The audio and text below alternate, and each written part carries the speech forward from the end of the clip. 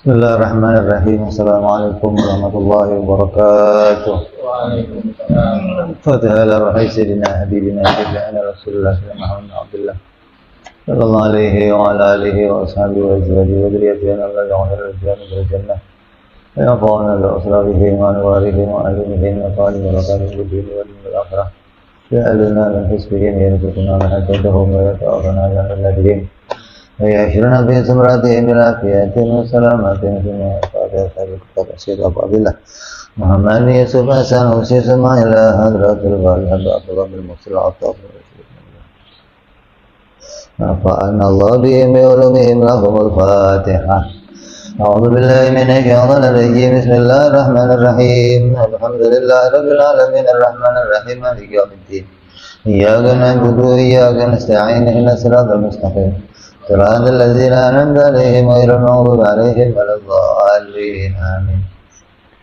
Bismillahirrahmanirrahim. Alhamdulillahirabbil alamin. Wassalatu wassalamu ala asyrafil anbiya'il mursalin sayyidina habibina syafi'ina maulana Muhammadin wa ala alihi sahbihi ajma'in amma ba'du. Qala musanniful kitab rahimahullah nafa'ana bihi wa bi ulumihi fid dharain. Allahumma aftah qulubana futuhal arifin bi hikmatika wa anzil alaina bi rahmatika ya arhamar rahimin ila anqal.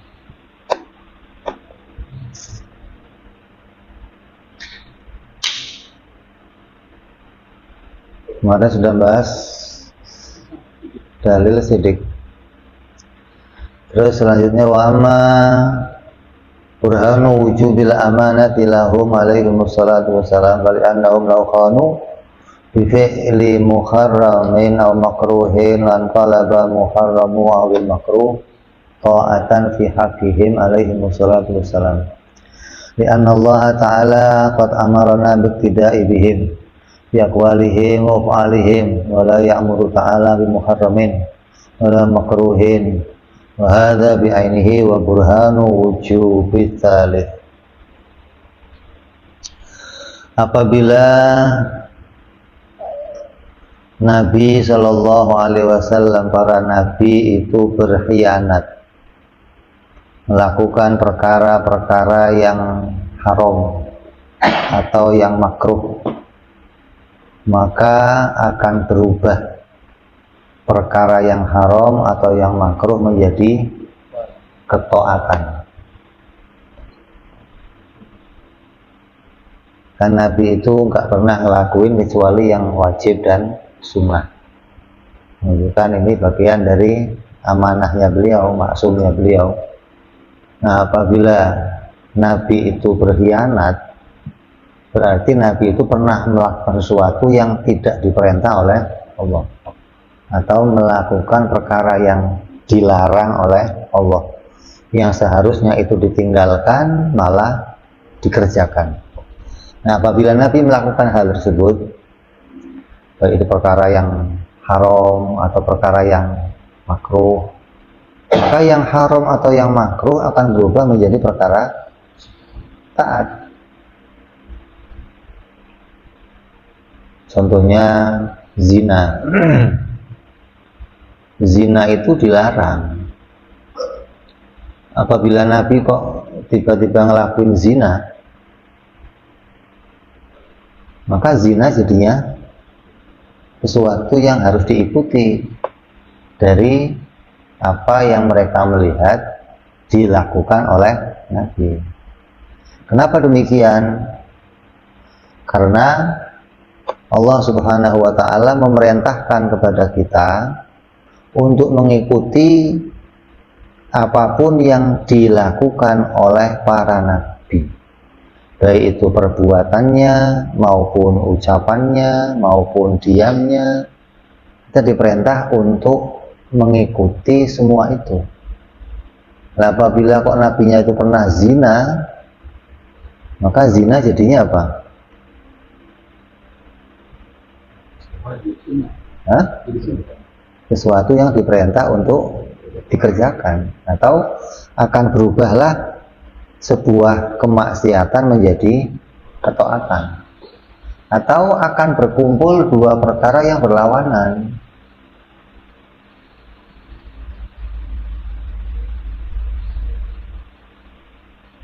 berlawanan itu satu perbuatan, yaitu sebuah ketaatan, yaitu sebuah kemaksiatan.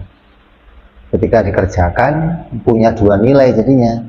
Satu sisi itu jadi kemaksiatan, satu sisi jadi ketaatan. Namanya satu perbuatan di dalamnya punya dua keadaan yang berlawanan. Ini apabila nabinya melakukan satu kemaksiatan. Nah, sebenarnya yang mustahil berubah, yang berubah itu menjadi hal yang nggak mungkin terjadi itu kalau dalam urusan akli, urusan akal, itu yang berubahnya nggak mungkin. Wajib jadi jaiz, jaiz jadi mustahil. Ini berubah yang nggak mungkin terjadi gitu loh. Karena hal itu harus tetap gitu loh. Sesuatu yang nggak akan mungkin mengalami perubahan gitu. Tapi kalau perkara syariat amaliyah boleh saja berubah gitu maksudnya. Karena amaliyah itu tergantung kepada wadoknya, peletakannya gitu loh. Bohong bisa saja haram, di lain waktu bohong bisa saja wajib, itu loh maksudnya. Ini perkara yang berubah itu nggak mungkin, itu berubah dalam urusan akal gitu maksudnya. Jadi perkataan musannaf jadi mengatakan apa? Apabila mereka itu melakukan yang haram atau yang makruh, lan qalaba muharraman au makruh ta'ah, akan berubah sesuatu yang haram atau yang makruh menjadi diperintah. Itu ada sebenarnya terjadi gitu loh. Itu sesuatu yang Nabi melarang, tapi ketika kamu ngerjain jadi boleh sesuai dengan wadoknya, sesuai dengan peletakannya. Nah, dia apabila Nabi itu sudah menyampaikan suatu perintah, Nabi sudah nyampein suatu perintah, kemudian Nabi itu melanggar perintah itu, nggak ada urusan sama ente sebenarnya. Nah, itu karena ente diperintah ngerjain A, kok Nabi ngerjain yang lain, itu urusannya Nabi, bukan urusan ente gitu loh. Urusan kamu ngerjainnya A, itu yang perintahnya Nabi gitu maksudnya. Bukan Nabi perintahnya A, kenapa Nabi ngerjain B?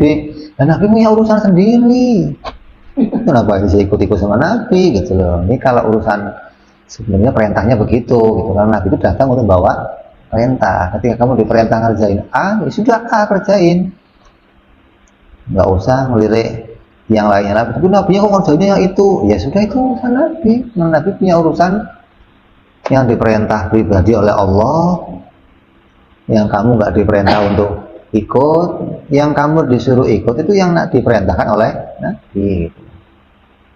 Kayak Nabi Allah Khidir bunuh anak kecil, Nabi Khidir ngacurin, itu perintah pribadinya Nabi. Kamu diperintahkan enggak, ya sudah kamu jangan ikut-ikut, itu urusan nabinya. Urusan nabi kamu kok ikut-ikut gimana sih gitu loh maksudnya. Nanti begitu jadinya kan gitu loh. Hah? Lah iya makanya, orang tangkap bandel bunuh aja lah nih, berikut nih. Kenapa kan ikut nabi saya loh? Kan itu nabi nggak merintah itu. Gitu loh. Kecuali nabinya merintah sesuatu, kemudian Nabi melarangnya. Kalau satu yang diperintah oleh Nabi kemudian dilarang, berarti perintahnya dihapus, diganti dengan yang lainnya. Seperti perintah sholat menghadap Aqsa, kemudian dihapus, jadi perintah menghadap Al-Haram, gitu loh.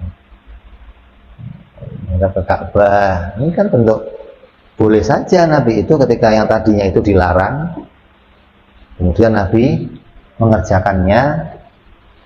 Nah kalau demikian berarti ada sebuah perintah yang baru yang datang. Ketika itu juga diperintah ya kamu ikut gitu loh. Kalau itu nggak diperintah kamu tapi Nabi ngerjain ya kamu nggak usah ikut. Kenapa? Karena Nabi ngerjain yang diperintah untuk dirinya. Anda punya diperintah kamu ya kamu kerjakan sesuai perintahnya Nabi. Makanya kok Nabinya merintah sholat ngadepnya Aqsa, tapi Nabinya ngadepnya Ka'bah gimana? Ya ini Aqsa aja karena mau perintahnya ngadep Aqsa gitu loh. Ini asalnya begitu maksudnya. Jadi haknya Nabi itu memerintahkan kita sesuai kita itu patuh kepada Nabi sesuai dengan apa yang Nabi perintahkan. Adapun para sahabat alaihimussalam itu mereka itu mengikuti Nabi tanpa berpikir. Apapun yang Nabi kerjakan dikerjakan tanpa ngelihat-lihat lagi, kecuali ada hal-hal yang khusus untuk Nabi, mereka enggak mengikutinya karena itu kekhususan. Tapi selagi itu enggak perkara yang khusus, mereka ikut, betul-betul ikut sama Nabi tanpa lagi mikir lagi gitu loh. Nabi pernah melewati suatu pohon, karena pohonnya itu pendek, Nabi nunduk ketika lewat. Maka sahabat semua ikut nunduk. Nggak ada sahabat yang pendek, yang dia nggak nunduk pun nggak kena, tetap ikut nunduk gitu loh. Kenapa? Nabinya nunduk. Itu namanya sahabat ikut. Nabi pernah buka sendalnya di suatu tempat, sahabat ikut buka sendal. Nggak tanya alasannya apa, sudah Nabinya buka di sini waktu itu saya buka sendal. Nabi pernah di tempat khusus cincinnya dibuka, sahabat buka cincinnya, udah nggak pakai nanya lagi gitu. Nggak nanya. Itu waktu itu Nabi buka kenapa ya? Apa sendalnya kotor? Atau sendal? Nggak nanya. Nabi pernah buka sendal di sini, maka saya buka sendal di sini gitu. Itu betul-betul sahabat itu mengikuti Nabi secara seluruhnya. Dan ini pun diperintahkan oleh Allah Subhanahu wa taala. Allah perintah apa? Qul in kuntum tuhibbunallah fattabi'uni yuhibbukumullah. Kata Nabi menyampaikan beritanya Allah, kalau kamu mencintai Allah, ingin mendapatkan ridhonya Allah, maka ikutilah apa yang aku lakukan. Wattabi'uhu la'allahum tahtadun. Dalam ayat yang lain Allah berfirman, maka ikutilah dia, maka kalian akan mendapatkan petunjuk.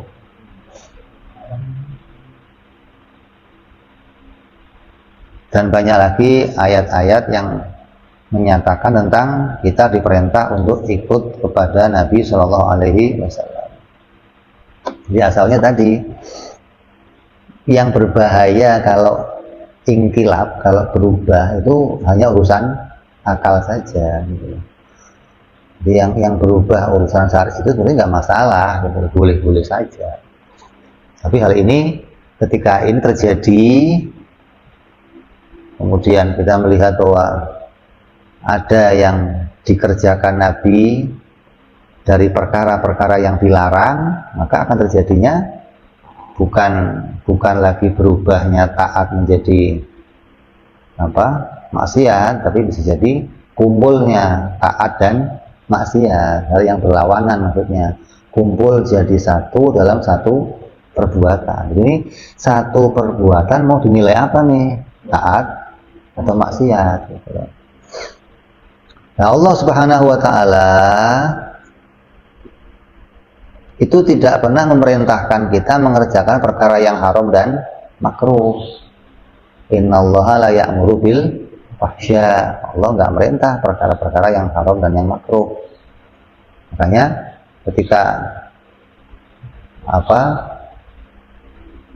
ketika kita melihat adanya perbuatan itu terjadi pada para nabi, maka kita ya nggak bisa mengikuti Nabi gitu.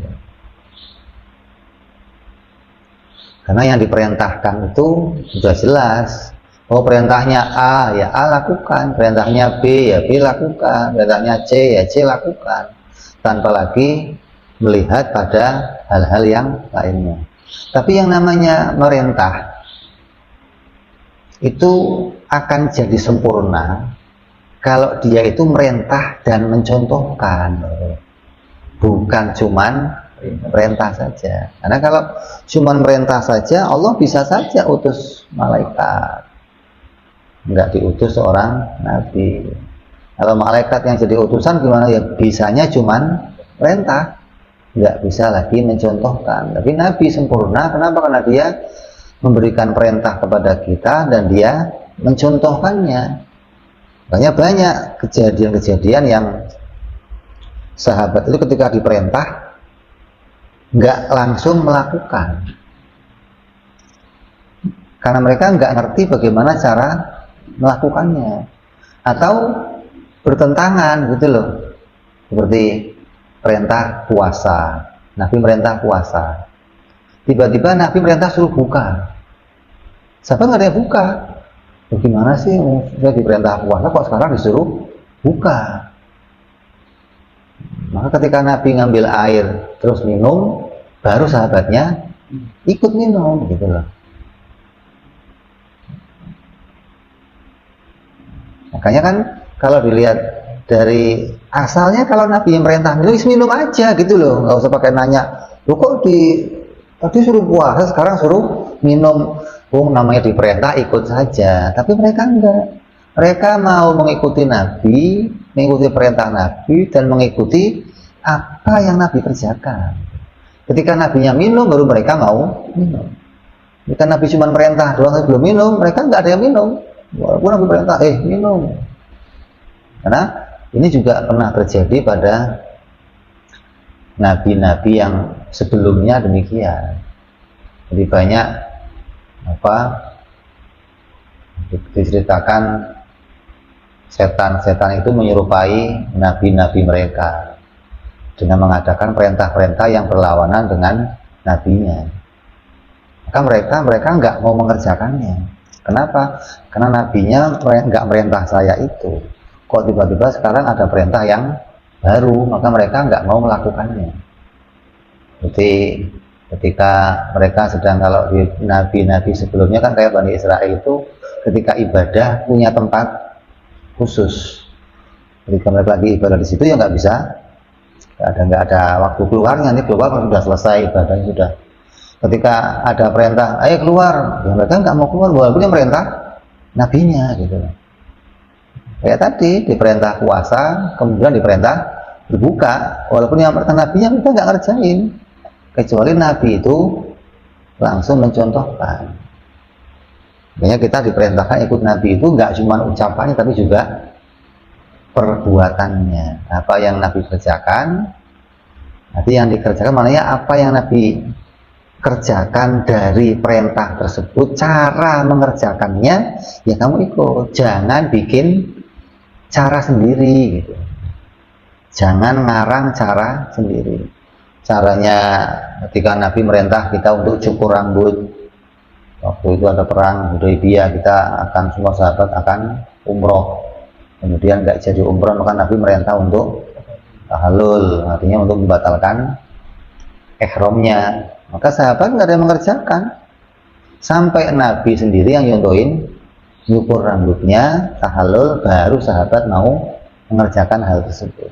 Jadi sahabat sampai seperti itu kepada Rasulullah SAW, begitu patuh dan mengikuti apapun yang dikerjakan oleh Rasul SAW.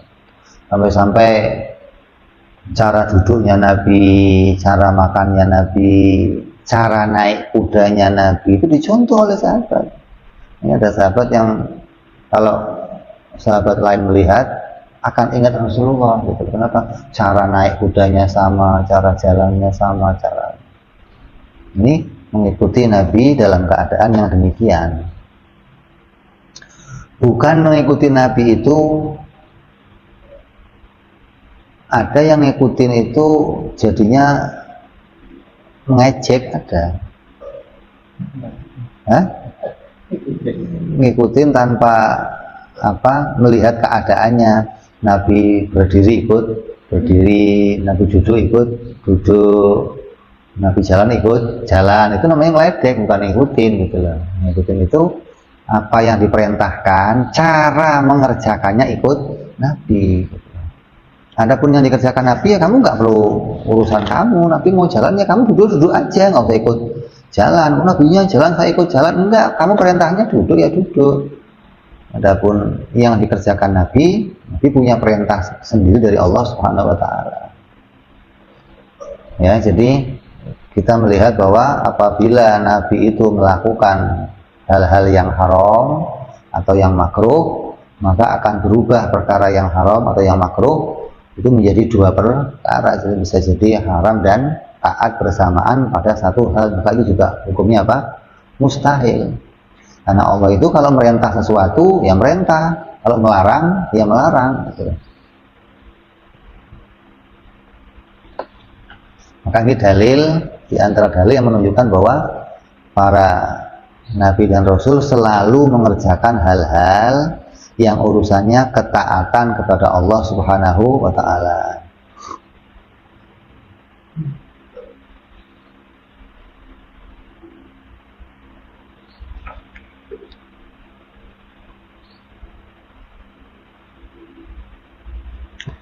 Seperti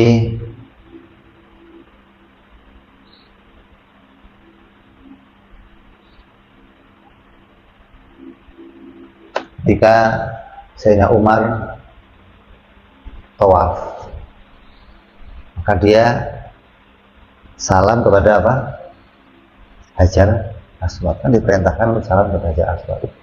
Kalau orang tawaf kan disunahkan tawafnya kan Hajar Aswad di sebelah kirinya, muternya begitu. Nanti ketika pas Hajar Aswad, salam.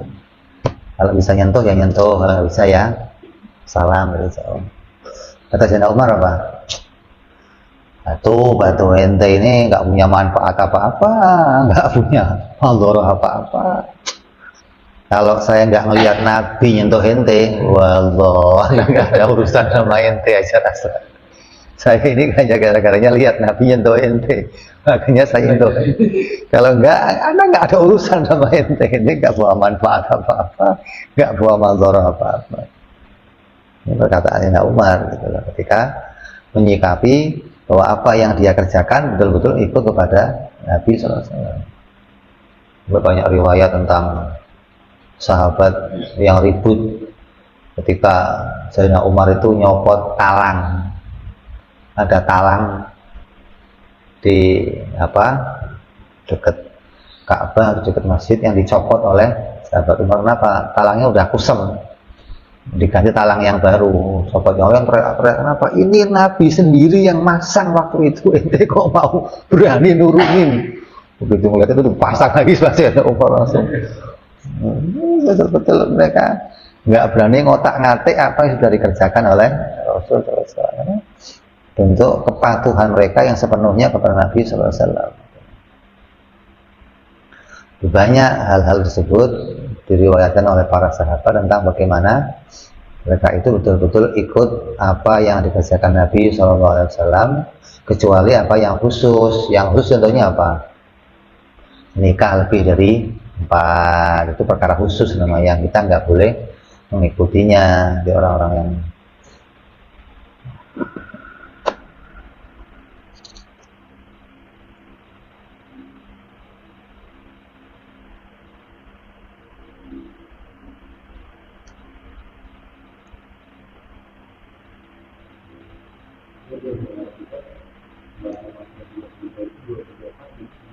wah itu tafsirnya ini itu ambil dari tafsir bukan jalan lain, tafsir jalan lain itu. Jalan lain. Kalau jalan lain nggak begitu tafsirnya, kalau jalan lain begitu.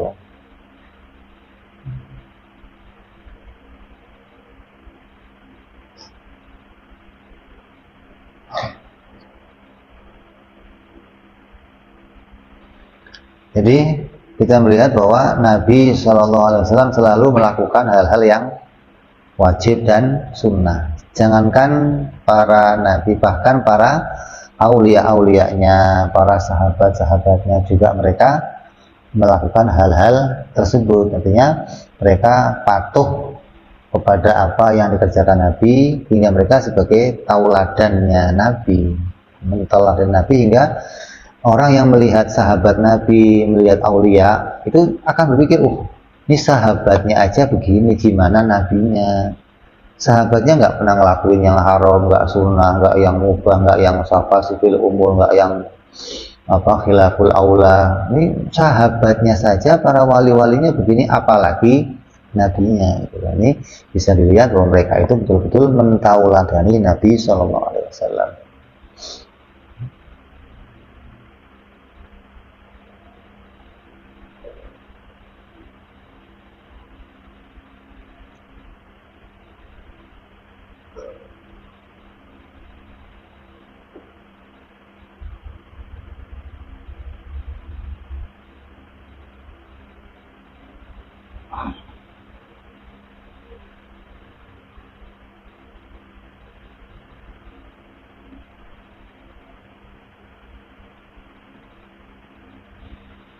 Maka dalil ini pula menunjukkan bahwa secara pokok perkara ini juga menjadi dalilnya sifat yang ketiga, yaitu tabligh, artinya menyampaikan. Bahwa Nabi Shallallahu Alaihi Wasallam selalu menyampaikan segala macam hal-hal yang manfaat kepada umatnya. Begitupun sahabatnya selalu menyampaikan hal perkara yang manfaat kepada yang lainnya. Kalau Nabi itu pernah menyembunyikan ilmu, menutupi ilmu, maka para sahabatnya pun akan ngerjain itu. Nyatanya yang sampai pada kita sekarang Quran lengkap, nggak ada Quran yang berkurang, 30 juz tanpa ada yang dikurangi satupun. Hadis-hadis ya disampaikan, hanya bedanya kalau Quran diperintahkan ditulis langsung oleh Rasul, kalau hadis hanya diperintahkan dihafal saja oleh para sahabat. Karena untuk membedakan, jangan sampai nanti ada dua tulisan, tulisan hadis dan tulisan Quran, yang itu akan membingungkan gitu. Sehingga sahabat tahu kalau ditulis berarti namanya ini Quran, kalau nggak ditulis ini namanya hadis. Jadi dengan dalil bahwa Nabi itu selalu diikuti oleh para sahabat, bahwa Nabi itu juga menyampaikan segala apa yang diperintahkan oleh Allah, nggak pernah menyembunyikan apapun yang diperintahkan oleh Allah Subhanahu wa Ta'ala. Apabila kok Nabi itu pernah menyembunyikan hal yang manfaat, maka kita pun akan ikut menyembunyikan. Jadi mengikuti Nabi itu ya dalilnya amanah, juga ya dalilnya tabligh. Karena kalau Nabi itu nggak menyampaikan, maka kita pun nggak akan menyampaikan. Nabi menyampaikan balighu anni walau ayah.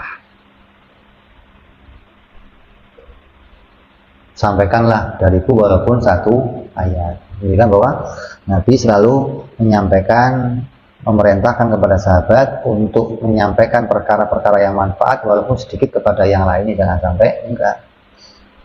Nah, ada riwayat di antara sahabat ada yang pernah mau membedai dengan Nabi karena melihat bagaimana manfaatnya taat kepada Allah. Mereka mengatakan, ya Rasulullah, udah mulai sekarang saya nggak akan berhenti sholat. Yang satu lagi ngomong, saya nggak akan makan, saya akan puasa terus.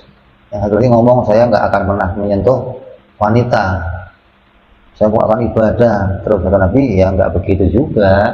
Walaupun ibadah ini bentuk ketaatan kepada Allah, tapi kata Nabi, aku itu ya makan, aku ya tidur, aku ya kawin, gitu loh.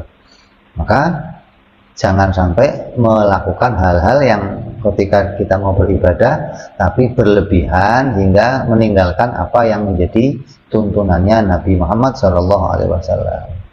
Sampai pengennya hebat, sampai nggak nikah, sampai nggak makan, sampai nggak tidur, ibadah terus, ini bukan hal yang baik. Karena Nabi sudah ngajarin bagaimana kita berada pada hal-hal yang baik. Di antara hikmahnya juga Allah ngajarin, merintahin kita sholat itu ada batasnya, zuhur 4 rakaat sampai asar. Itu hikmahnya banyak sekali. Allah tahu bagaimana keadaan kita, Allah tahu bagaimana lemahnya kita, Allah tahu bagaimana kita suka milih. Diperintahkan hal-hal yang betul-betul semua perintah itu membawa kebaikan apabila dikerjakan oleh hamba-hambanya Allah Subhanahu wa ta'ala. Jadi ini dalil wajibnya Nabi bersifat amanah. Jadi kalau kita mendengar cerita tentang ada Nabi yang lakuin maksiat, Nabi yang lakuin hal-hal yang terlihat seperti apa, haram, seperti makruh, itu hanya surah, hanya gambarnya saja seperti kemaksiatan, tapi secara pokok itu adalah perkara yang diperintah oleh Allah Subhanahu wa ta'ala. Terus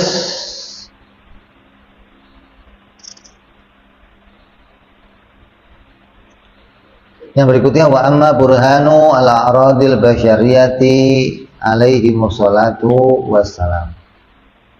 Adapun dalilnya, dalil jawazil al-basyariyah alaihi musallatu wassalam, fa musyahadatu wuqu'iha bihim imma li ta'dhimi ujurihim aw li tashri' aw li tasalli ahli dunya aw li tambihi satu qadriha indallahi ta'ala wa adami ridahu ta'ala bihadal jaza' lil awliya bi'tibari ahwalihim fiha alaihi wassalatu wassalam. Apa buktinya kalau Nabi itu bersifat bangsa manusia, bersifat sifat kemanusiaan, ya makan, ya minum, ya kerja, ya sakit, ya tidur. Apa buktinya? Oh, buktinya adalah musyahadatu wuqu'iha bihim.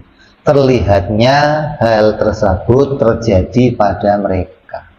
Nah, yang melihat siapa? Yang melihat ya orang-orang yang hidup sezaman dengan mereka, yang hidup sezaman dengan mereka melihat bahwa mereka itu mempunyai semua sifat-sifat tersebut, dan apa yang telah mereka lakukan itu diberitakan secara mutawatir. Mutawatir itu berita yang disaksikan oleh lebih dari 3 orang, namanya mutawatir. Ada hadis itu hadis ahad. Di hadis ahad itu ketika Nabi ngomong yang dengar cuman 1 orang, dia doang, namanya hadis ahad. Ada lagi hadis, naik lagi hasan, ada marfu, ada lagi sahih. Ini tingkatan hadis. Hadis yang paling tinggi tingkatnya namanya mutawatir. Nah, semua hadis akidah itu harus mutawatir. Kalau tentang soal perkara-perkara amaliyah boleh hadis ahad, boleh hadis yang marfu, boleh hadis yang sahih. Kalau akidah hadisnya harus hadis yang mutawatir. Artinya perkara itu ketika Nabi menyampaikan didengar oleh banyak orang. Nah, banyak orang yang dengar ini menyampaikan lagi ke banyak orang lagi, terus ke banyak orang lagi, hingga sampailah kepada kita sekarang. Itu namanya hadisnya hadis mutawatir. Hingga ketika orang itu melihat Nabi itu ya makan, Nabi ya minum, Nabi ya tidur, Nabi ya bekerja, Nabi ya kawin, mereka semua menyaksikan itu dan memberitakan hal itu kepada orang-orang yang setelahnya.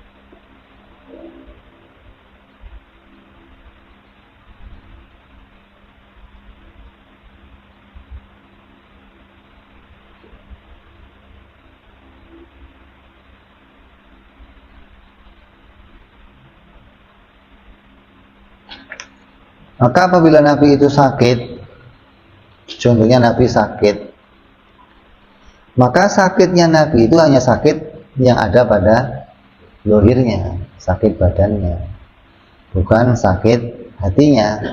Adapun hatinya mereka itu selalu ada pada ma'rifat kepada Allah, selalu bercahaya dengan pengetahuan kepada Allah. Nggak pernah mereka punya hati yang sakit, enggak.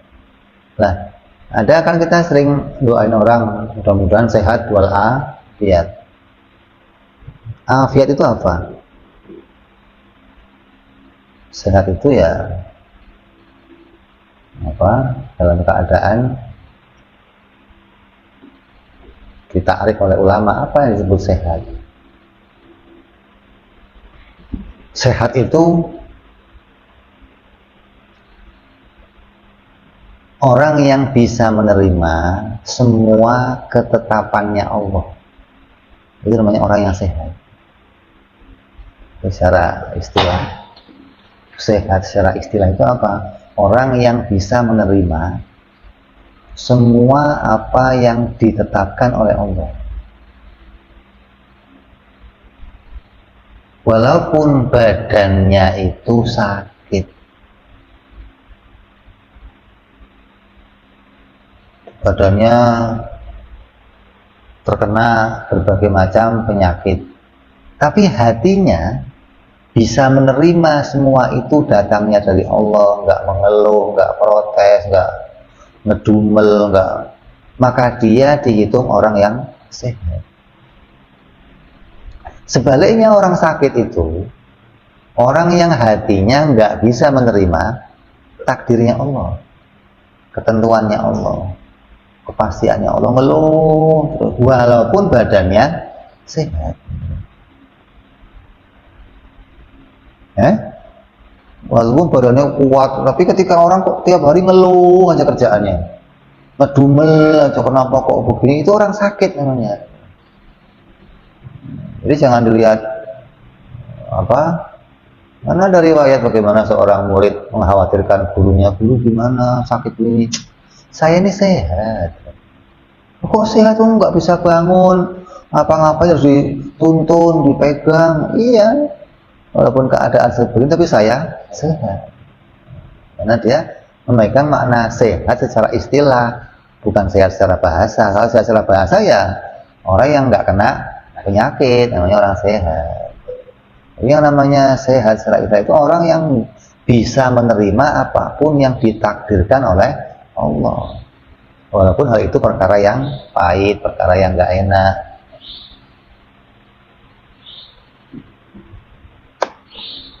Nah, afiah itu apa? Afiah itu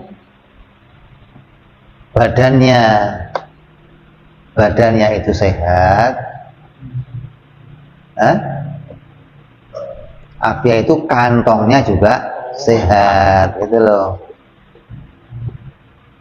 Ada kebaikan di dalam kantongnya, di rumahnya ada makanan, itu sehat walafiah namanya, gitu loh. Berarti naik lagi. Ini dohirnya, secara dohir orang yang afiah itu maknanya Allah memenuhi juga, memberikan pada dirinya itu kesehatan dan diberikan pula kebaikan-kebaikan yang lain, berupa apa? Adanya harta, adanya apa, makanan, adanya pekerjaan, itu namanya afiah. Di dalam doa jangan sehat ya, jangan sehat walafiah, gitu sekalian. Afiah itu berarti sudah lengkap. Ini doa dia rezekinya ada, di rumahnya nggak kekurangan, diberikan banyak kelebihan, ini sehat walafiah.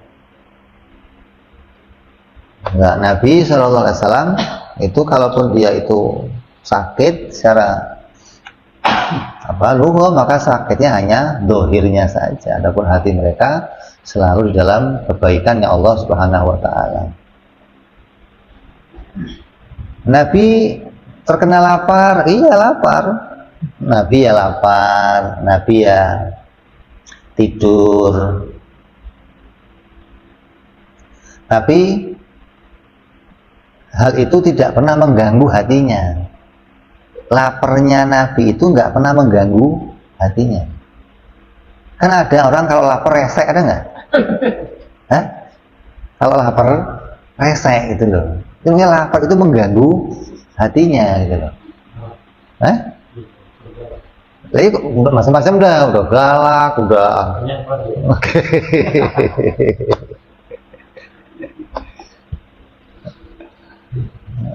Nah, bagi Nabi nggak sampai hal itu mengganggu hatinya, enggak.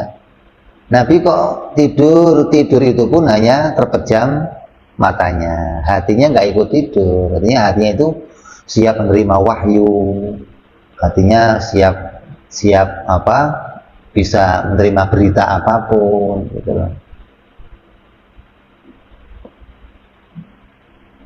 Maka hati mereka selalu dalam apa, siap menghadap kepada Allah Subhanahu wa taala dengan cahaya ma'rifat, selalu mendekatkan diri kepada Allah Subhanahu wa taala. Itu hati-hati mereka begitu.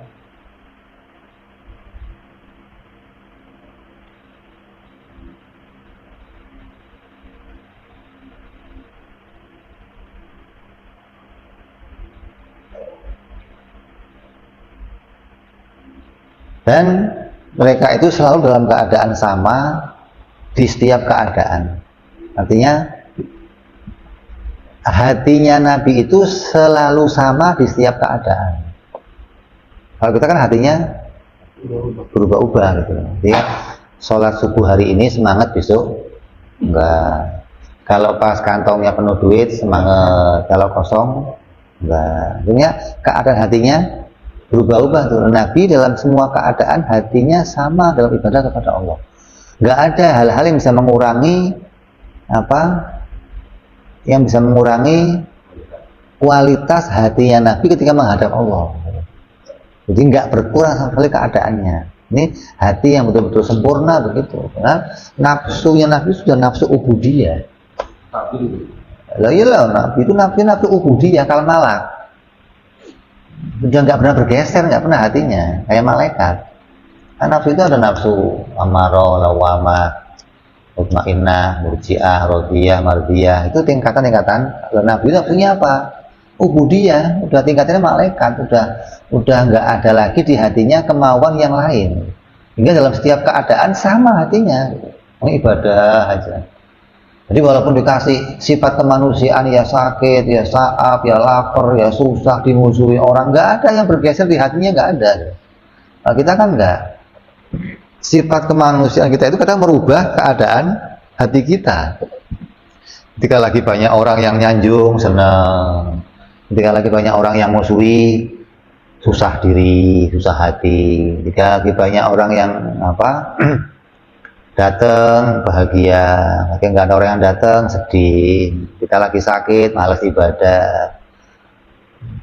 Mungkin orang katakan yang paling susah ibadah itu di antara sholat apa? Iya, mesti sholatnya apa? Subuh, asar, maghrib, isya. Sholat apa yang paling susah itu? Hah? Hah? Subuh,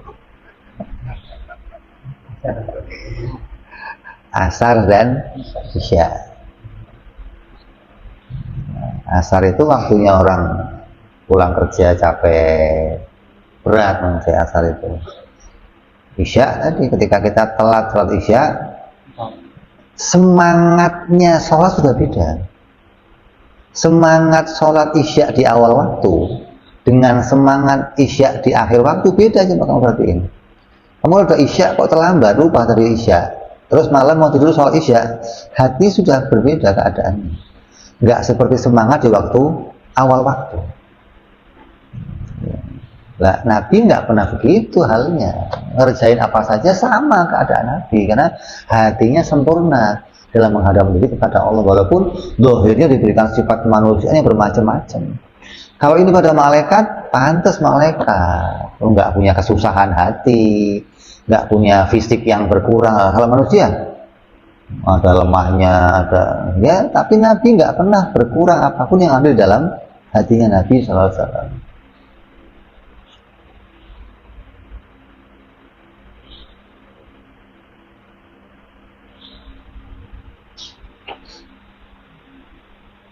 Lah, apa faedahnya Allah memberikan Nabi itu sifat-sifat bangsa manusia? Apa sih faedahnya? Kan Allah bisa aja ngutus Nabi dari malaikat, Allah ngutus Nabi dari bangsa jin. Andai yang diutus Allah Nabi itu malaikat gimana? Hah? Hah? Semua iman, semua orang iman kalau nabinya malaikat. Lah itu. Yang datang malaikat yang gede, tinggi, selangit gedenya, nongol, saya utusan Allah. Yang nggak percaya siapa? Ini nggak percaya. Semua orang akan iman. Begitu pula jin. Jadi Nabi diutus dengan bangsa manusia itu ujian luar biasa untuk manusia gitu loh. Ini bisa nggak percaya ini utusan Allah? Itu ujian yang luar biasa. Jadi Allah menjadikan utusan dari bangsa manusia itu diuji kita ini untuk bisa percaya atau enggak gitu loh. Maka Allah berikan tanda mukjizat kepada mereka. Andai kok yang diutus malaikat semua percaya, orang yang nggak percaya siapa? Malaikat nongol gede begitu itu nggak percaya. Artinya ini melihat sosok yang kamu nggak pernah lihat. Yang sosok gede itu ngaku utusan, percaya nggak ente? Ya percayalah. Pantas ini yang punya langit, yang punya bumi, ngutus yang segini gedenya, pantas. Gitu loh. Tapi kok Allah ngutus dari bangsa manusia? Ini apa? Ujian iman untuk kita. Ini bisa nggak percaya? Akal kamu bisa nemu nggak kalau ini itu betul-betul utusannya Allah? Mana yang bisa dibuktikan? Itu luar biasa ujian dari Allah itu. Makanya Allah nggak mengutus dari bangsa malaikat atau bangsa jin, karena akan mudah dipercaya. Nah, yang kedua, banyak hikmah yang Allah sembunyikan, yang Allah letakkan di dalam sifat-sifat kemanusiaannya para nabi. Apa diantaranya?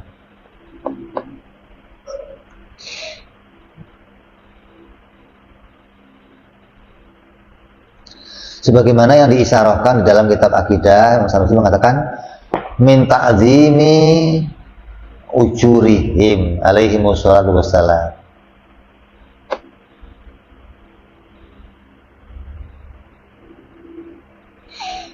Maka Allah meninggikan derajat pahalanya para nabi dari sifat-sifat kemanusiaan itu. Dengan adanya sifat-sifat kemanusiaan itu Allah menaikkan derajatnya para nabi. Contohnya apa? Sakit. Nabi kok dikasih sakit, maka sakitnya itu menaikkan derajatnya. Kalau ente sakit, kalau sakit ente nggak ada apa? Ngapus dosa, nggak naikin derajat, nggak ada orang sakit. Oh ini mau naik derajatnya, ini siapa? Sakit kok naik derajat? Kalau ente nabi, pantas sakitnya naik derajat. Sakitnya kita kok naik derajat? Sakitnya kita itu ngapus dosa. Saking banyaknya dosa dihapus sama Allah dengan adanya sakit. Artinya pahala sabar kamu ketika itu menerima sakit menghapus dosa-dosa kamu. Dan Nabi ketika sakit, sabarnya Nabi menaikkan derajatnya ke derajat yang tertinggi gitu loh. Tambah tinggi derajatnya. Itu dong. Jadi diantara hikmahnya Nabi dijadikan Allah dengan sifat-sifat bangsa manusia.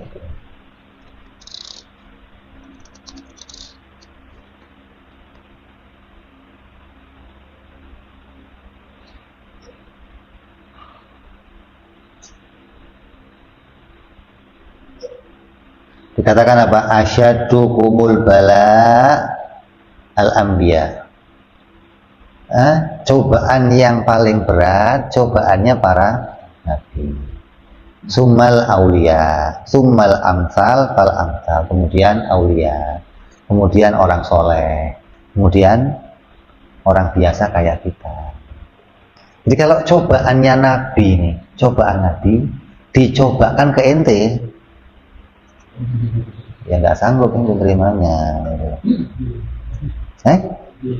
Lah ya kalau cobaannya kita dicobakan Nabi, ayo enteng. Cobaannya Nabi dicoba ke ente, wah ini bisa stres di jalan, artinya nggak sampai bisa menanggulangi apa yang diujikan Allah ke ente gitu. Jadi seberat-beratnya ujian, kenapa kok berat paling ujian Nabi? Karena orang yang bisa menjawabnya. Maka diuji dengan ujian yang paling berat. Kenapa? Karena kemampuan menjawabnya ada. Beda sama kamu, itu dikasih ujian listrik token habis aja udah pusing maksudnya. Hah? Token listrik habis, duit kosong, udah puyeng ente. Ya Allah ya Rabbi, tahajudnya bolak-balik, istikharah bolak-balik, udah kayaknya dunia sempit banget ya Allah. Kontrakan habis, ya Allah gimana kayaknya. Anak sekolah mau bayaran, lebaran nggak punya duit, anak-anak minta baju, ya Allah. Ini ujian-ujian yang kecil-kecil begitu. Nah, ujiannya Nabi ujian yang luar biasa, ujian yang berkaitan sama kehidupannya banyak orang. Kan dikatakan Nabi itu diuji oleh Allah dengan ujian yang besar.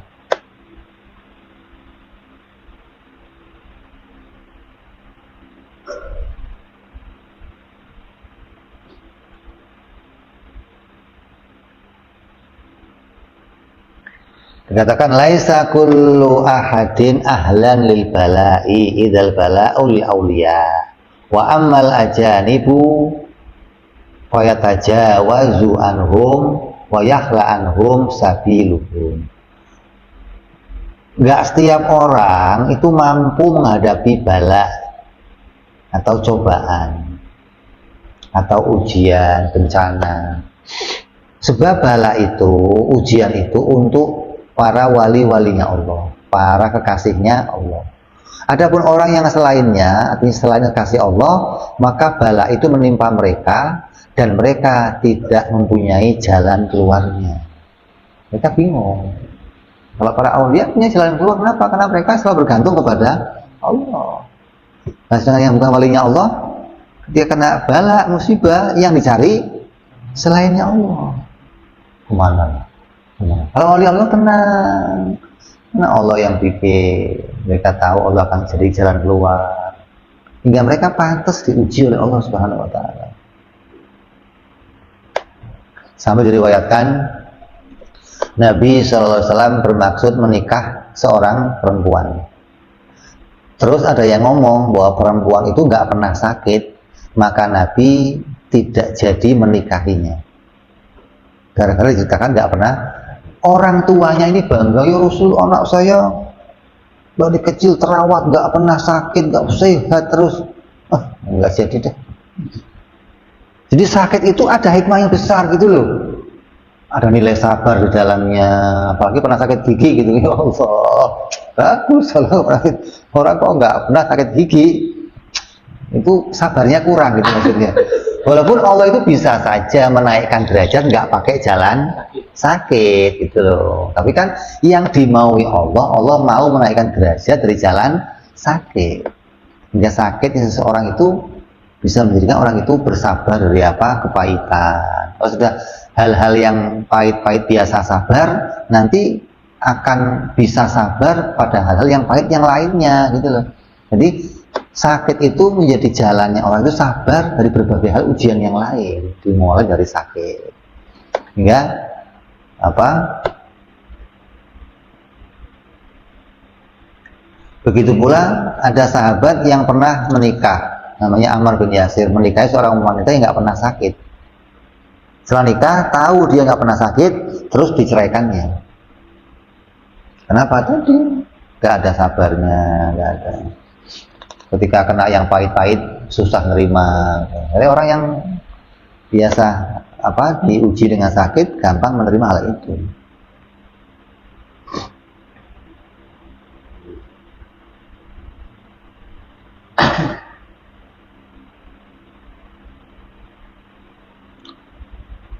Kalau ditanya namanya, kan Allah bisa saja memberikan pahala apa? Menaikkan derajat, nggak harus pakai sakit. Kenapa Allah harus memberikan pahala lewat jalan sakit? Jawabnya apa? La yus'alu amma yaf'alun. Tuhan kok ditanya? Itu terserah dia dong, dia mau jadikan jalan naik derajat dari mana, terserah dia. Apa yang dia pilih masalah buat lo gitu. Emang masalah buat lo gitu. Terus di antara yang lainnya lagi apa?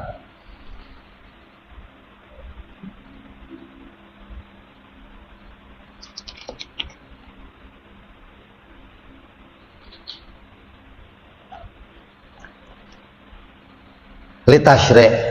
Allah menjadikan sakitnya Nabi itu sebagai, atau sifat-sifat kemanusiaan Nabi dijadikan sebagai apa? Penerapan hukum-hukum untuk kita, agar kita mengetahui tentang banyaknya hukum-hukum dengan prakteknya Nabi dari sifat-sifat kemanusiaan. Nabi sakit, gimana cara sholatnya, cara wudhunya gimana, cara tayamumnya gimana. Oh, Nabi kok luka di tangan, oh wudhunya begini, ini tayamumnya. Kita jadi tahu gitu loh. Nah, bentuk sifat kemanusiaan yang ada pada Nabi. Terus Nabi lupa. Nah, kalau malaikat Nabi lupa. Enggak, ketika kamu melihat, oh Nabi itu mengajarkan saya hukumnya lupa. Oh, berarti saya kalau lupa solusinya begini, solusinya begini. Itu dipraktekkan oleh Nabi. Hingga ketika kita melihat ada sifat kemanusiaan pada Nabi, itu untungnya luar biasa untuk kita gitu loh. Banyak hal-hal yang kita belajar dari hal tersebut melalui Nabi.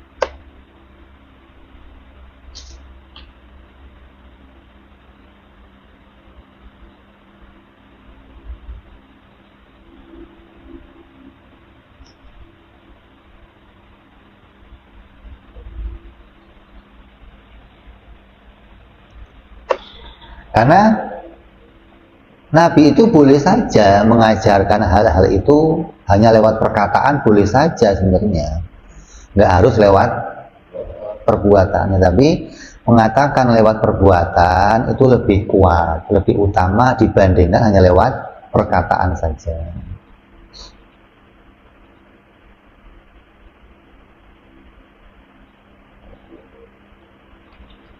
Karena seringkali manusia itu ketika diberitakan, dikasih informasi hanya lewat perkataan saja, mereka menganggapnya enteng gitu loh. Kalau cuma diingatkan doang, dianggap hal yang enteng.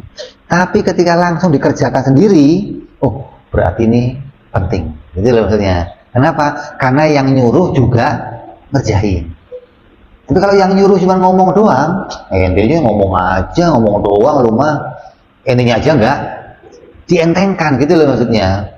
Makanya Nabi selain dia menyampaikan dengan bentuk perkataan juga mempraktekannya. Agar apa? Manusia menganggap ini hal yang penting untuk diikuti gitu. Karena Nabinya sendiri mempraktekkan. Karena ini juga begitu. Bapak ente nyuruh anaknya sholat, bapaknya nggak sholat. Terus anak gimana? Oh, bapak aja nggak sholat, apa nyuruh-nyuruh sholat? Begitu mesti kan mengentengkan. Jadi kenapa? Ucapan doang itu nggak dianggap penting gitu loh. Tapi ketika bapaknya juga sholat, nyuruh anaknya sholat, kata anaknya, oh penting nih. Kenapa? Bapak juga sholat. Gitu. Jadi itu hikmahnya, diantaranya Nabi juga mengerjakan apa yang diperintahkan.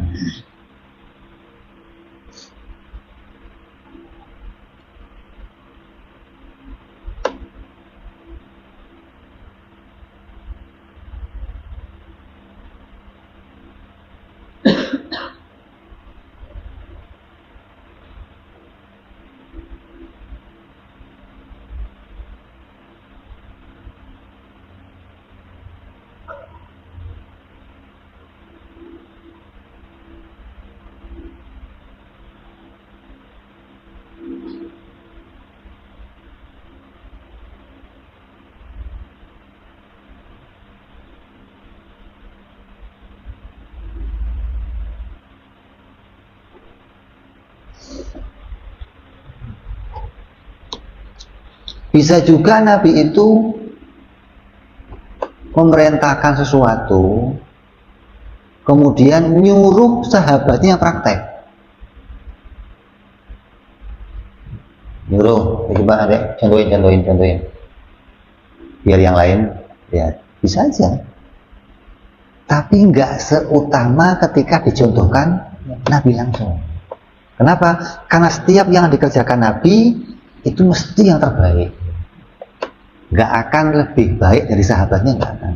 Nabi mesti lebih baik ketika nyontohin caranya ibadah, caranya sholat, caranya apapun. Nah, ketika sahabat kok melihat atau mencontohkan untuk yang lain tidak seutama dicontohkan langsung oleh Nabi Shallallahu Alaihi Wasallam. Kemudian hikmah yang lainnya litasali anid dunya, yaitu untuk melupakan kepada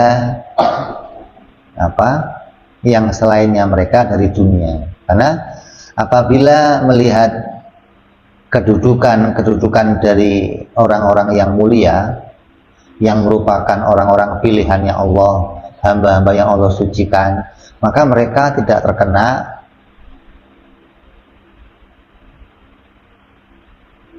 ketika mereka tidak terkena arat tersebut, arti sifat-sifat itu menjadikan mereka itu melupakan dunia dan mereka itu bersabar dari hal tersebut, nggak menganggap dunia ini perkara yang penting. Bagi mereka, di hadapan mereka dunia itu nggak ada nilainya gitu. Makanya ibadah mereka nggak pernah berkurang, ketaatan mereka nggak pernah berkurang. Hati-hati mereka itu dunia itu nggak mengguncang keadaan mereka gitu, nggak dipentingkan. Dalam pikiran mereka, hati mereka isinya apa? Akhirat. Kalau kita kan ya enggak dong, 50-50 dong, paling enggak begitu gitu loh. Ya ada dunianya, ada akhiratnya, itu paling enggak begitu. Orang yang enggak mau ketinggalan dunia, dia orang mau 50-50 kan doanya aja dunia hasanah, akhirat hasanah, harus itu ente. Dan bagi mereka enggak ada begitu, enggak ada. Dunia bagi mereka itu enggak ada nilainya gitu loh. Oke. Makanya mereka bisa memberikan apapun yang mereka miliki kepada orang lain. Makanya Nabi itu berhenti ngasih ketika di rumahnya sudah nggak ada apa, berhenti ngasih. Selagi masih ada orang datang minta, nggak pernah ditolak. Sampai adanya cuma selimut dikasih, bawa selimutnya jual buat ente makan.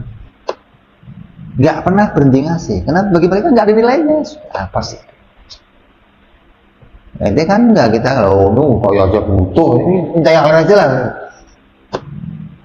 Ketika ada orang yang minta-minta, Nabi enggak mau, kasih yang lain. Enggak, Nabi dulu, ini penting. Kenapa? Mendatangkan pahala untuk saya. Enggak terus yang lain yang disuruh dirinya enggak praktek. Enggak. Bagi Nabi dunia itu jalannya untuk mendapatkan akhirat. Kalau enggak ada gunanya untuk apa dunia itu. Makanya dunia itu diartikan apa?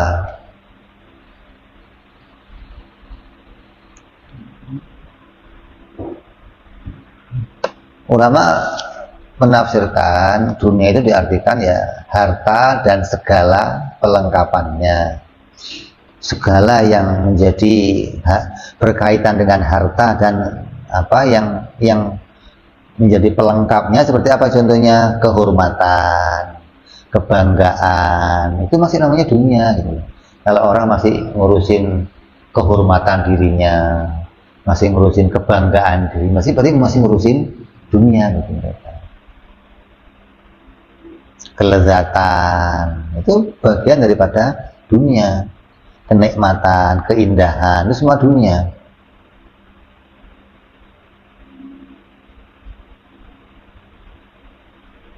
Orang-orang sufi itu belajar menghilangkan ini. Mereka nggak punya kebanggaan kecuali ketika jadi hambanya Allah. Dipuji manusia bagi mereka nggak membanggakan. Ketika dipuji Allah baru bagi mereka membanggakan.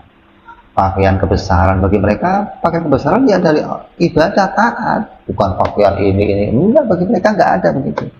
Nah, kita kan masih melihat ini pakaian, ini kehormatan, ini kelezatan. Bagi mereka itu sudah, dunia itu sudah nggak ada nilainya bagi mereka. Berarti kan kelezatan, kenikmatan, kebanggaan itu nggak ada nilainya bagi mereka. Kecuali apa yang mendatangkan ridhonya Allah Subhanahu wa Ta'ala. Terus wa adamu ridhohu biha darul jaza, maka yang dimaksud dengan dunia adalah apa yang ada di antara langit dan bumi, dan seluruh alam semesta ketika dikaitkan sama hal tersebut. Jadi bahwa segala yang ada di langit di bumi ini semuanya adalah hal yang kecil.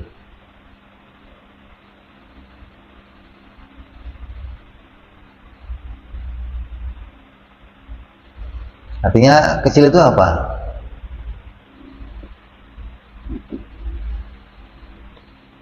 Hatinya tetap gembira walaupun nggak ada itu.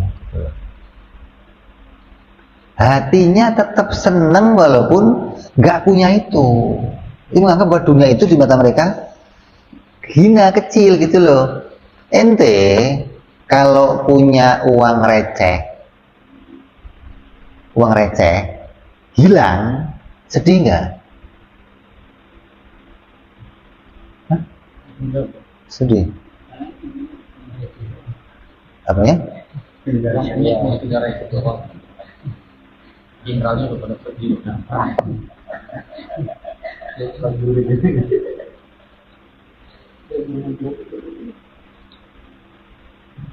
Nah, orang yang ketika dia itu kehilangan dunia terus sedih, berarti bagi dia itu hal yang besar, penting gitu loh. Nah, bagi Nabi, bagi para walinya, di mata mereka dunia itu kecil. Ketika hilang, ketika nggak ada, mereka nggak punya, hatinya nggak pernah bergeser, nggak pernah sedih gitu loh. Seperti kayak ente kehilangan receh ente ya, nggak penting. Yang penting yang ini jangan hilang gitu loh. Kalau ini hilang juga,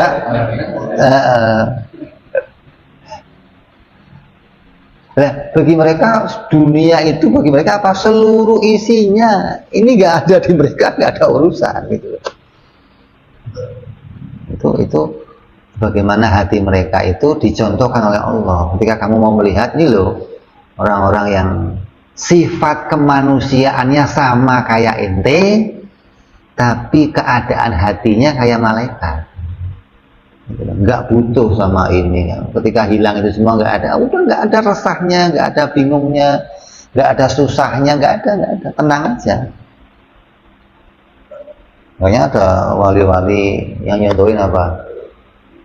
Susah itu ketika urusannya sama hidup sama mati, urusannya sama kafir dan mukmin, itu baru kita susah.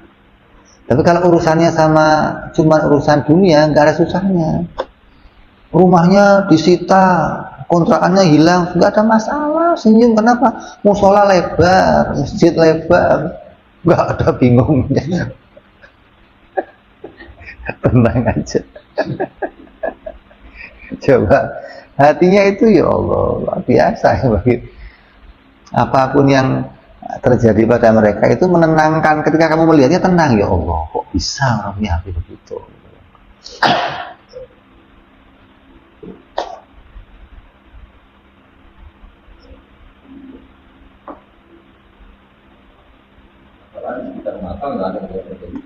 Apa?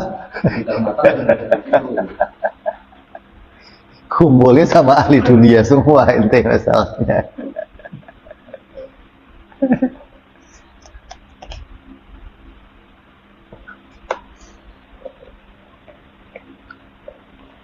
Terus ini semua juga karena apa?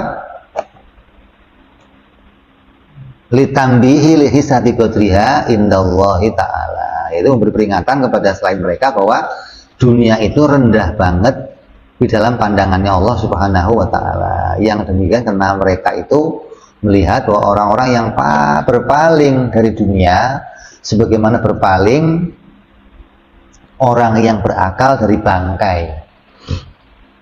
Jadi bagi mereka itu dunia ini bangkai.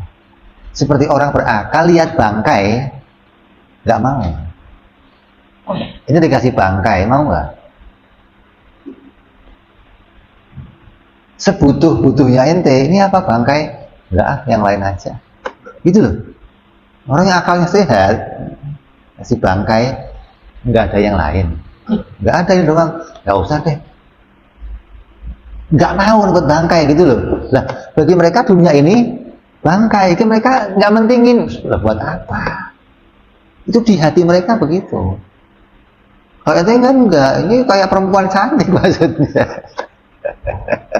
Jadi pengennya satu, pengen dua, dua pengen tiga. Gitu. Enggak, di hati kamu enggak menjadikan dunia sebagai bangkai. Artinya mengingat, menyadari kerendahan nilai bangkai tersebut. Maka itu Nabi mengatakan apa? Ad-dunya jifatun qadratun. Dunia itu adalah bangkai dan kotoran yang menjijikkan. Walau kanati dunya tuzanu indallahi janaha al-ba'udah ma syaqal kafiru minha jur'atan ma. Apabila dunia itu ditimbang oleh Allah di sisi Allah dengan sayap nyamuk, dibandingkan dengan sayap nyamuk, itu kok dunia itu menang, lebih berat, lebih utama, maka orang kafir tidak akan pernah minum seteguk pun dari airnya. Andai dunia sama sayap nyamuk ditimbang nih, kok berat dunia, masih punya nilainya dunia, orang kafir nggak dapat. Berarti dunia sama sayap nyamuk ada nilainya. Jadi enteng banget, jadi orang kafir ambil gitu. Kenapa bagi Allah ini nggak ada nilainya, orang kafir dikasih semuanya kaya. Bukan hal yang patut untuk diberikan kepada kekasihnya Allah gitu loh. Ini bukan perkara yang layak diberikan untuk para kekasihnya Allah. Bagi mereka, itu orang kafir dikasih. Orang yang bangga dengan apa yang diberikan oleh orang kafir ya berarti perkara rendah-rendah. Sebenarnya dikatakan oleh Ibnu Umar, kun fid dunya ka'annaka gharibun aw abiru sabil. Nabi pernah wasiat kepada Ibnu Umar nih, kamu itu kalau di dunia jadilah kamu seakan-akan orang yang asing dan sekedar lewat saja. Kalau mau apa-apa ya sambil sepentingnya aja, karena kamu nggak akan di situ. Wa'udda nafsaka min ahlil kubur. Ditambahkan oleh Imam Tirmidzi apa? Dan persiapkan dirimu dengan bekal-bekal agar kamu termasuk ahli kubur. Kamu itu akan jadi orang mati, maka persiapkan bekal-bekal tersebut. Makna gharib ditafsiri dengan apa? Tinggal di suatu daerah dan tidak punya tempat tinggal, tidak punya keluarga, sehingga dia menderita kehinaan dan kemiskinan di tengah keterasingan, serta hatinya selalu tertambat dan ingin pulang ke tanah airnya. Ditafsirin, jadilah kamu orang yang asing. Asing itu apa ditafsirin? Asing itu ditafsirin tadi orang yang nggak punya tempat tinggal, nggak punya keluarga, menderita, hina, sendirian, dikucilkan, itu asing namanya. Kamu kalau ada orang kesasar ke sini, ya kemarin ada orang kesasar tuh di kantor RW. Yang datang siapa? Yang datang siapa? Dinas sosial langsung dong. Kamu diapain lagi? Yang ngurusin siapa? Nah, kata dinas sosial, angkut Pak. Kenapa? Di kampung ini dia sendirian, nggak punya apa-apa, dikucilkan, ada yang mengurusin. Itu orang asing. Gitu. Yang di hatinya apa? Pengennya kembali ke kampung. Jadilah kamu begitu selalu di dunia ini. Tapi perintahnya begitu. Nah, kita kan nggak betah, atau kamu halaman saya, suruh pergi dari sini nanti dulu. Ini nggak pengen mati, ya Allah berat. Kalau sudah mati berat. Lah orang asing kalau disuruh pulang kampungnya, oh cepet. Ini mau pulang nggak? Nah, kenapa? Nah, dia asing gitu loh. Udah nggak ada orang yang apa, yang ngayomin, nggak ada. Udah bagi dia lebih baik saya pulang kampung saya lah, ngapain di sini. Maka ketika orang itu bisa demikian, itulah hatinya para wali-walinya Allah, hatinya para nabi begitu. Dan orang asing itu terkadang juga bermukim di negeri asing.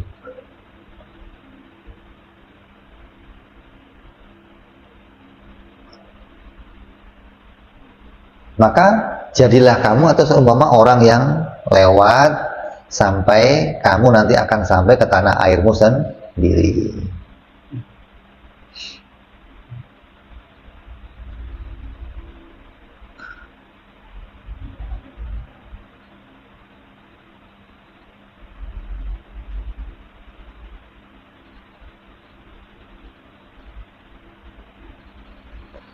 Makanya pernah ada Nabi dapat berita, ada sahabatnya Rasul namanya Usamah bin Zaid, itu membeli jariyah, budak perempuan untuk di rumahnya.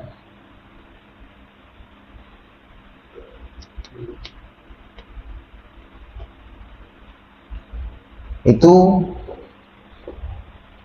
dia nyewa untuk sebulan, nanti bayarnya 1 bulan ke depan. Kata Nabi apa? Sungguh Usamah telah panjang angan-angan.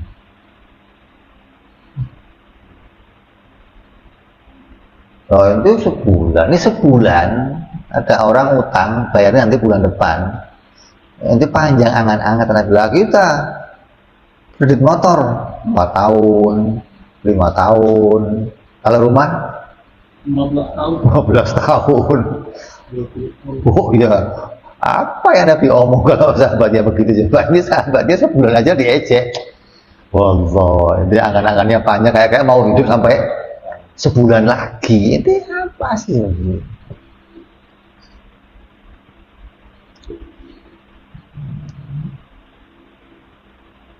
Maka Nabi bersabda apa? Demi Allah, Usamah telah panjang angan-angan. Maka beliau bersabda, tidaklah aku melangkah mengangkat kakiku sedangkan aku mengira bahwa aku akan meletakkan kaki itu kembali sampai aku mati. Nabi kalau ngangkat kaki itu nggak pernah mikir yang ini mau melangkah, enggak. Berharap ini bisa diletakkan dulu, baru mikirin sebelahnya. Kenapa? Karena saya nggak ngerti ini nyampe nggak ke sana, atau mungkin setelah diangkat saya mati, nggak sampai yang ini terangkat. Coba pendeknya angan-angan Nabi gitu loh, untuk urusan dunia maksudnya, nggak pernah mikir yang nanti, yang entar, enggak. Yang penting sekarang. Modelnya bahwa begitu kan, sekarang singkong, besok keju, milihnya apa? Singkong loh, besok keju loh, kalau besok masih ada. Akhirnya milihnya keju, singkong enggak, keju enggak, ngapain kata bawah. Jadi orang itu kalau apa, udah yang sekarang aja yang ada aja lah, udah nggak usah mikir yang besok, nggak usah.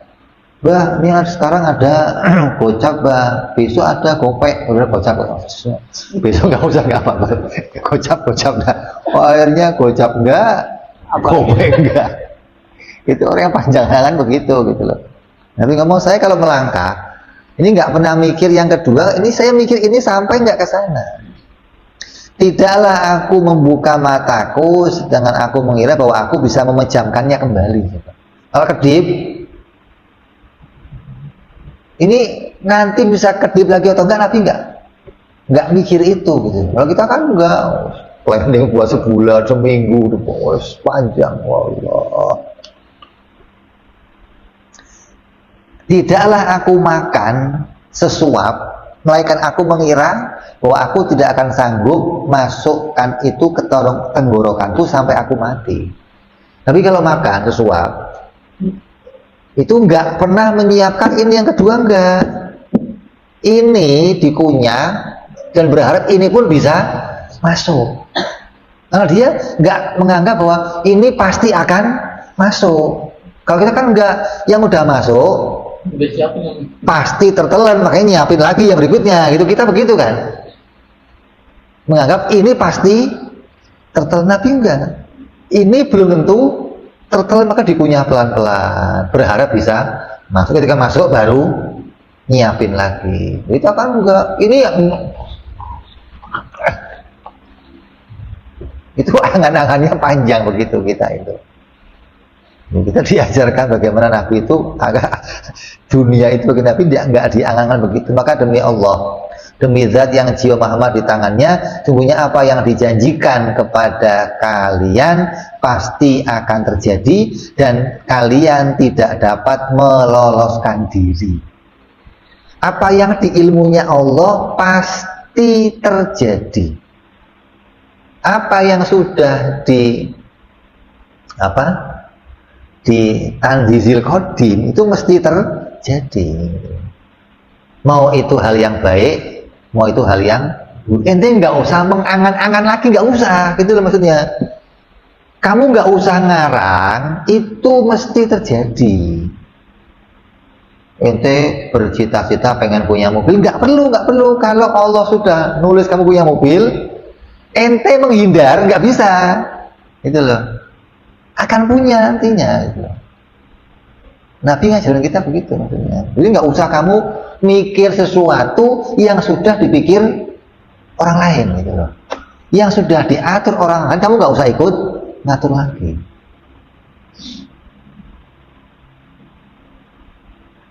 Ada lagi riwayat dari Abu Hurairah bahwa seorang laki-laki datang kepada Rasulullah mengatakan, ya Rasulullah, kenapa sih aku itu nggak suka kematian?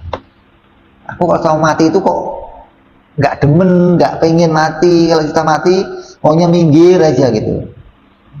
Rasulullah nanya, apa ente punya fulus, punya harta?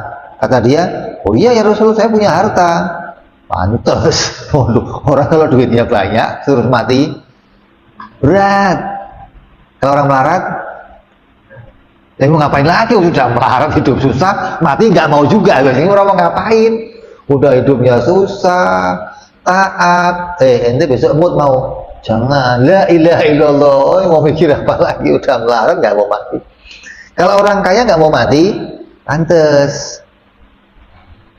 Maka beliau bersabda sama laki-laki itu, dulukanlah harta itu,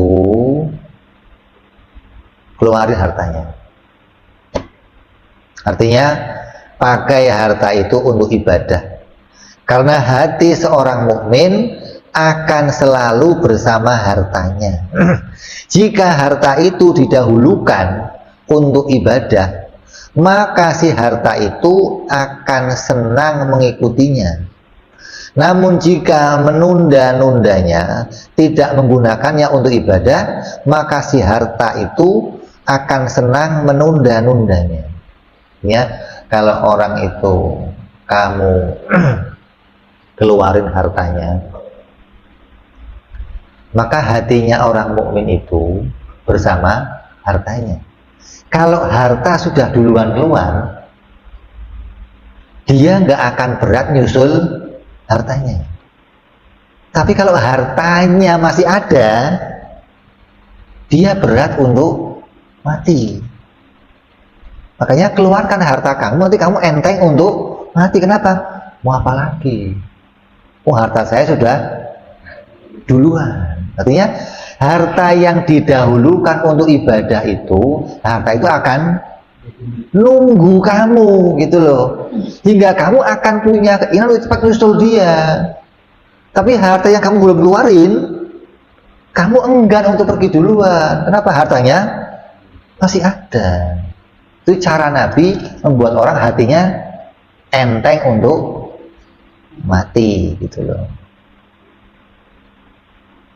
Maka ketahuilah bahwa mencela dunia itu hanyalah dunia yang melalaikan Allah. Kalau Nabi mengatakan dunia itu jelek, dunia itu sampah, dunia itu bangkai, itu maknanya dunia yang dunia itu tidak dipakai untuk ibadah, gitu loh.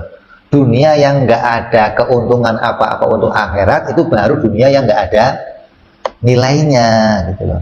Adapun dunia yang bisa dipakai untuk ibadah, yang dipakai untuk kenikmatan, maka itu dunia yang baik, dunia yang sampai pada apa? Perkara yang mendatangkan kepada kebaikan. Makanya banyak orang-orang yang kaya, wali-walinya Allah kaya. Kenapa? Dunia dipakai untuk ibadah kepada Allah, nggak di hatinya, nggak. Maka nyimpan dunia jangan di dalam hati, tapi di kantong. Gampang keluarnya, kalau di hati susah keluarnya. Dunia kok dalam hati. Ya, jadi inilah diantara faedah-faedahnya Nabi itu dijadikan Allah punya sifat-sifat kemanusiaan, bahwa mereka itu mencontohkan kita, mereka itu naik derajatnya, mereka itu diberikan apa? Ujian-ujian oleh Allah, mereka bisa menerima, nggak ada harta bagi mereka tetap membahagiakan, nggak pernah susah. Kemudian dunia bagi mereka itu kecil, kenapa mereka selalu membagikan untuk ibadah, untuk taat kepada Allah, hingga semua itu bentuk contoh untuk kita semua bagaimana kita melihat tentang sikap kita kepada dunia ketika dicontohkan oleh para nabi dan wali-walinya Allah Subhanahu wa ta'ala. Yang terakhir apa? Wa adamu ridhahu biha darul jaza, dan mereka itu tidak ridho. Artinya apa? Mereka nggak rela kalau diri mereka itu hanya dapatnya dunia saja, tapi nggak dapat akhirat. Mereka pinginnya dapatnya apa? Akhirat, bukan hanya dapat dunia. Wa adamu ridho ta'ala biha darul jaza li awliyaihi bi'tibari ahwalihim fiha alaihimus salatu wassalam, yang mana itu mereka melihat apa yang menjadi jalannya para nabi alaihimus salatu wassalam. Ketika mereka itu betul-betul nggak cinta kepada dunia, maka para wali-walinya Allah pun akan nggak cinta kepada dunia ketika melihat nabinya saja begitu. Andai-andai dunia ini hal yang mulia, yang pertama dapat siapa? Hah? Ya para nabi dong. Walinya Allah yang pertama dapat. Nabi-nabi, tapi nyatanya nabi nggak dikasih apa-apa. Tandanya dunia nggak ada nilainya gitu loh. Makanya bagi wali-walinya Allah bisa melihat, oh kalau memang dunia itu ada nilainya, ada kemuliaannya, pasti walinya Allah yang dapat duluan. Siapa? Kekasihnya Allah, para nabi. Nyatanya mereka hidupnya taat, tapi hati mereka masih bahagia, susah. Tandanya dunia betul-betul tidak ada nilainya, dan mereka ridho ketika mereka nggak mendapatkan itu semua. Kenapa? Hal-hal yang rendah buat apa? Tapi mereka nggak rela kalau mereka nggak mendapatkan akhirat. Ya, inilah faedah dari sifat-sifat bangsa kemanusiaan. Insya Allah kita lanjut besok. Sampailah kita kepada kesimpulan. Selesai kita membahas semua sifat-sifat Allah dan semua sifat-sifat para nabi beserta dalil-dalilnya. Maka kesimpulannya adalah bahwa semua yang sudah kita pelajari dari semua akidah, sifat-sifat Allah, sifat-sifat Rasul, nanti akan semuanya masuk ke dalam maknanya dua kalimat syahadat. Kita akan jelaskan insya Allah yang akan datang. Wallahu a'lam bishawab. Wa ila hadratin nabil Fatihah. A'udzu billahi minasyaitonir rajim. Bismillahirrahmanirrahim. Alhamdulillahirabbil alamin arrahmanir rahim maliki yaumiddin. Iyyaka na'budu wa iyyaka nasta'in ihdinas siratal mustaqim. Siratal ladzina an'amta 'alaihim ghairil maghdubi 'alaihim waladdallin. Amin. Ya Rabbana tarabna bi annana tarabna wa annana asrafna 'ala ladha ashrafna wa tub 'alaina tauba taghsil kulli hauba واستر لنا عوراتي وآمن راحتي واغفر لوالدينا ربي ومولودنا والآل والإخوان وسائر الهلال وكل ذي محبة أو جيرة أو صحبة المسلمين أجمعين ربي اسمع fadlan wajudan mandan la biktisabi minna fil mustafa rasuli la bi kulli suli salam Assalam Rabbi alaihi alal habbi wa alihi wa sahbihi la walhamdulillahi fil badi wa tanahi Subhana rabbika rabbil izzati amma yasifun wa salamun alal mursalin. Alhamdulillahi rabbil alamin. Assalamualaikum warahmatullahi wabarakatuh.